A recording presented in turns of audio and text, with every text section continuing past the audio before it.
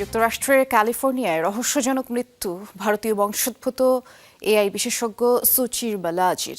গেল মাসের ২৬ তারিখে সান ফ্রান্সিসকোর অ্যাপার্টমেন্ট থেকে সুচিরের মরদেহ উদ্ধার করা হয়, যার খবর শনিবার প্রকাশ্যে আসে। প্রাথমিক তদন্ত অনুযায়ী ধারণা করা হচ্ছে আত্মহত্যার পথ বেছে নিয়েছিলেন এই ইন্ডিয়ান আমেরিকান তরুণ।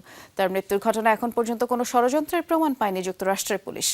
২৬ বছর বয়সী সুচির কাজ করতেন কৃত্রিম বুদ্ধিমত্তা নিয়ে। দীর্ঘ ৪ বছর যুক্ত ছিলেন মার্কিন কৃত্রিম বুদ্ধিমত্তা গবেষণা প্রতিষ্ঠান ওপেন এআই এর সাথেও, এবং কপিরাইট আইন অমান্যের অভিযোগ টেনে চলতি বছর প্রতিষ্ঠানটির সাথে সম্পর্ক ছিন্ন করেন সুচির বালাজি। চ্যাটজিপিটির মতো প্রযুক্তি ইন্টারনেটের ক্ষতি করছে, এমনটাও দাবি করেছিলেন এই কৃত্রিম বুদ্ধিমত্তা গবেষক।